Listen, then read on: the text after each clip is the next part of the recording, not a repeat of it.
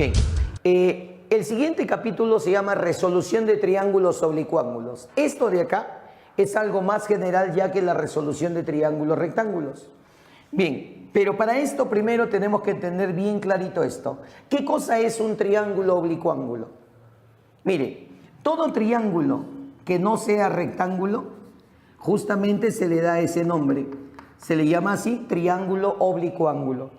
¿Qué quiere decir? Que puede ser un triángulo acutángulo, ángulos agudos, o puede ser un triángulo obtusángulo donde hay un ángulo obtuso. Estos son los triángulos oblicuángulos. Todo triángulo que no sea recto se llama oblicuángulo, ¿correcto? Puede ser acutángulo, puede ser obtusángulo. Muy bien. Primero eso, ya sabemos con qué tipo de triángulo vamos a trabajar. Segundo, ¿qué cosa es resolver el triángulo? Para eso yo debo tener claro lo siguiente. En todo triángulo hay 6 elementos fundamentales. Esos son sus ángulos y sus lados. Los ángulos y vértices se denotan con mayúscula y los lados siempre se denotan con minúscula, ¿no? Correspondiente al mismo vértice pero con minúscula. Muy bien, esos son los 6 elementos principales o fundamentales del triángulo. Cuando a mí me digan resuelva el triángulo, tengo que calcular esos 6. Obviamente para calcularlos, algunos de ellos deben ser datos. Según los datos que me den, hay algunos teoremas que se pueden usar. Y a esos teoremas se les da el nombre de teoremas fundamentales. De los datos que tienen que darme, generalmente de esos 6, 3 deben ser datos para poder resolver la figura. Y de esos 3, 1 necesariamente tiene que ser un lado. Profe, y si no hay un lado, no puedes resolver el triángulo, porque no se podrían calcular lados. Para determinar una longitud, debo tomar como referencia otra longitud. Muy bien.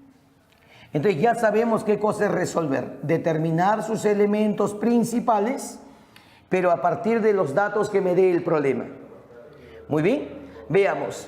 Los teoremas principales que se usan para resolver triángulos son 4. Teorema del seno, teorema del coseno, teorema de tangentes y el teorema de las proyecciones. 4 teoremas fundamentales. Muy bien, comencemos con el teorema del seno. El teorema del seno dice así: en todo triángulo oblicuángulo se cumple que sus lados deben ser directamente proporcionales, escúchelo bien, directamente proporcionales, pero a los senos de sus ángulos opuestos. Por ejemplo, este lado que vale A debe ser directamente proporcional al seno opuesto, seno de A. Este lado que vale B, directamente proporcional al seno de B, que ese es su ángulo opuesto. Y este lado que vale C, directamente proporcional al ángulo C, al seno del ángulo C. Muy bien, a esta proporción se le da el nombre de teorema del seno. Y lo escribimos así. A ver, el lado A es directamente proporcional al seno opuesto, que sería seno de A. Como el lado B, directamente proporcional al seno de B. Y como el lado C debe ser directamente proporcional al seno de C. Esto implica que los lados y los senos siempre son directamente proporcionales. Ahora, toda proporción de este tipo se iguala siempre a una constante. La constante para el teorema del seno será el diámetro de esta circunferencia. A esto se le llama circunferencia circunscrita.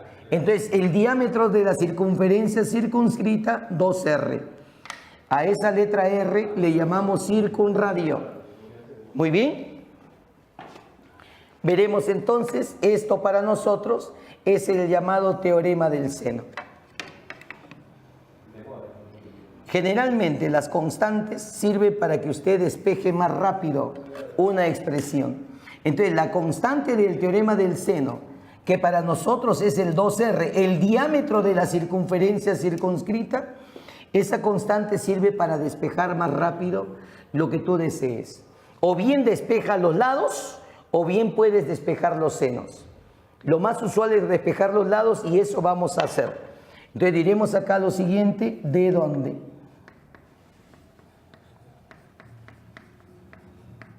Si quiero el lado A, seno de A pasa a multiplicar. Y el lado A sería así, 2R por el seno de A. O sea, 2R por el seno opuesto que pasó a multiplicar. Si deseo el lado B, 2R por el seno de B que pasó a multiplicar. Y se dice así, el lado B es 2R por el seno opuesto. Y por último, el lado C sería 2R por el seno de C. Lo mismo, el lado C sería 2R por el seno opuesto que pasó a multiplicar. A esto de acá le llamamos teorema del seno y este despeje es bastante usual en la solución del problema. No olvide que los lados son directamente proporcionales a los senos. Entonces, si yo te digo que los lados tienen relación de 2, 3 y 4, por ejemplo, entonces los senos de sus ángulos opuestos también tendrán relación de 2, 3 y 4.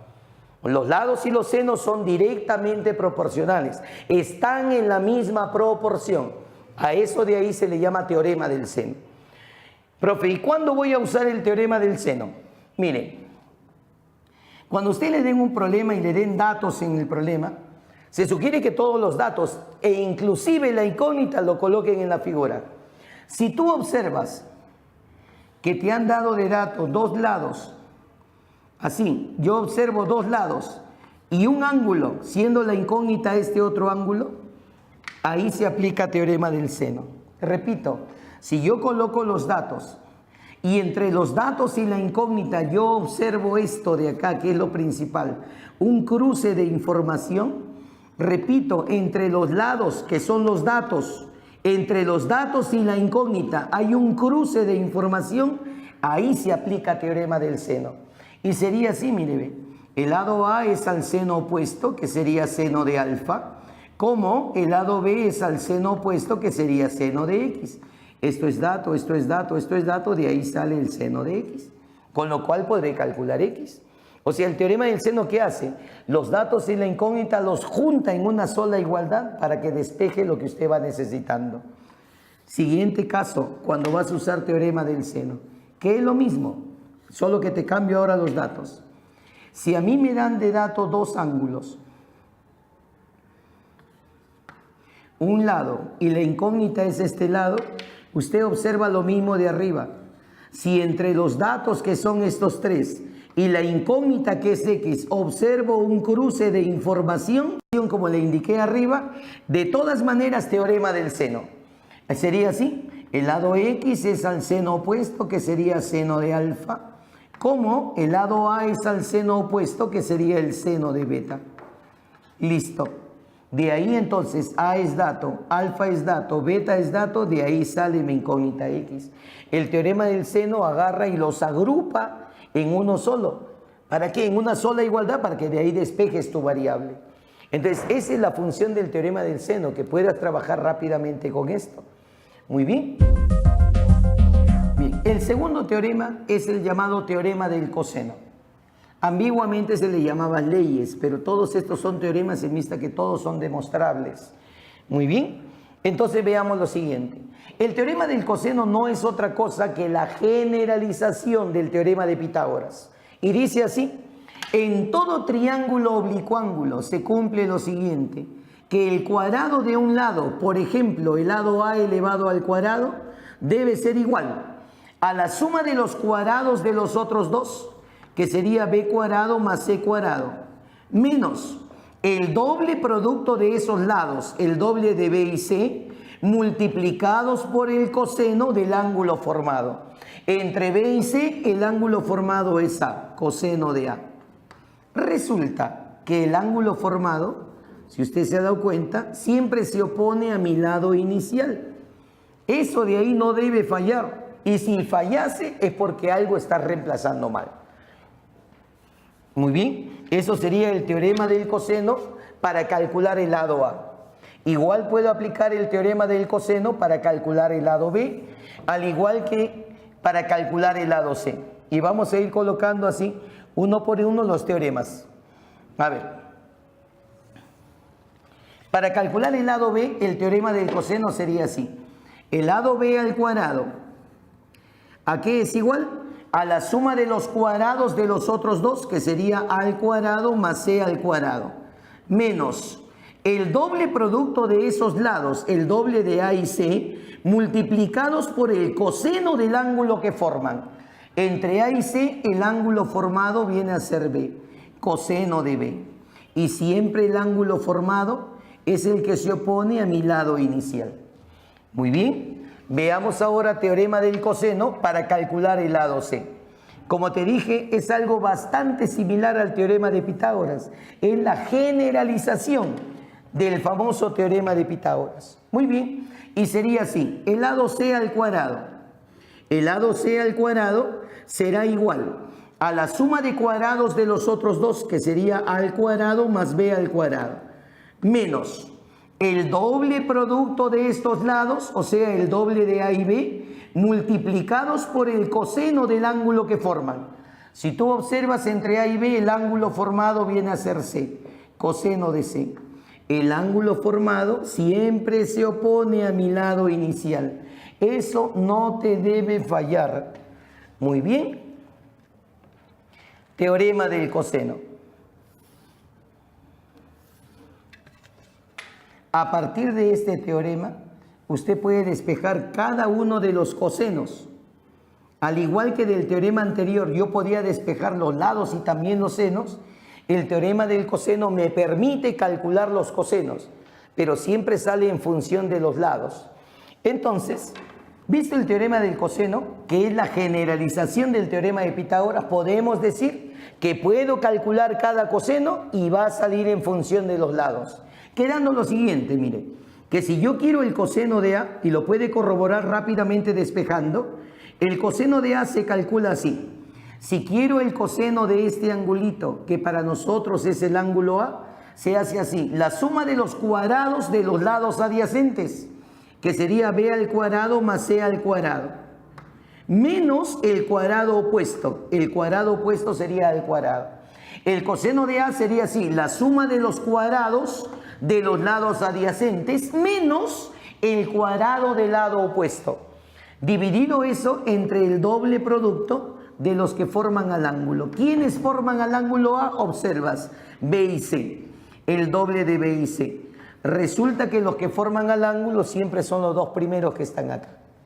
¿Listo? Quiero calcular el coseno de B. Vamos a la figura y ahí calcularemos coseno de B. Yo les estoy mostrando la forma en la figura, pero tú puedes despejar de acá cada coseno para verificar que esto es correcto. A ver, el coseno del ángulo B sería así, la suma de los cuadrados de los lados adyacentes.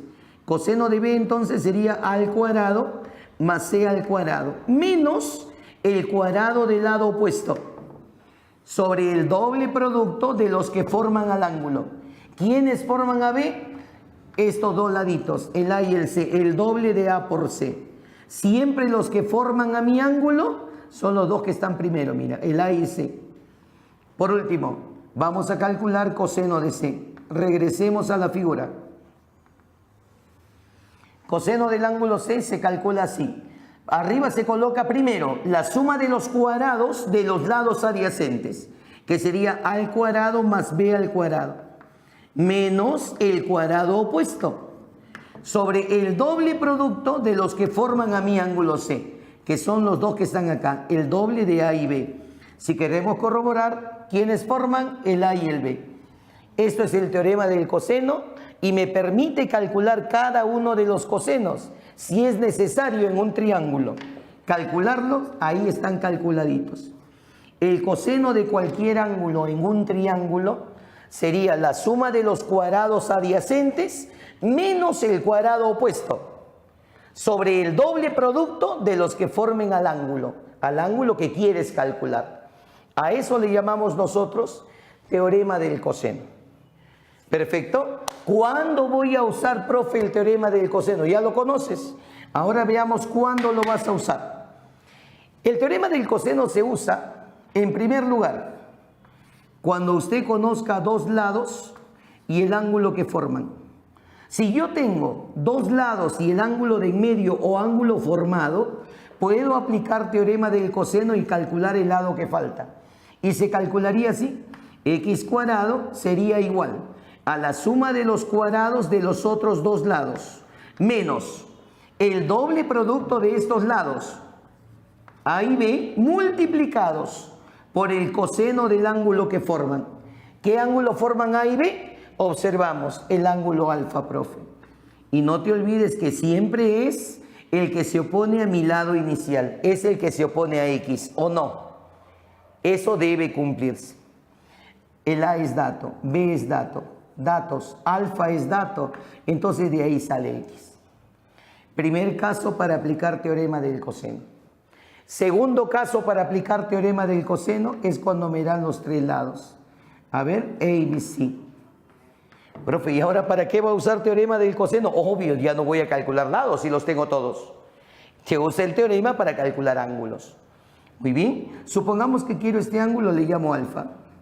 Si quieres calcular este ángulo, aplicas el despeje. O si no, teorema del coseno, pero para el lado opuesto. Si quieres calcular alfa, teorema del coseno para el lado opuesto. Y sería así, mira, ve.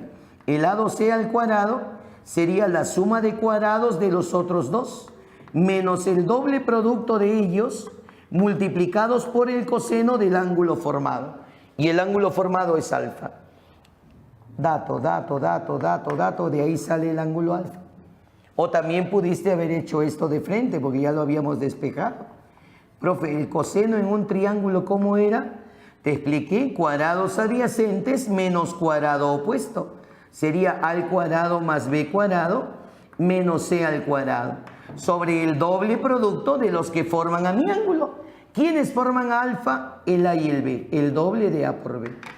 Ahí tienes la aplicación del teorema del coseno.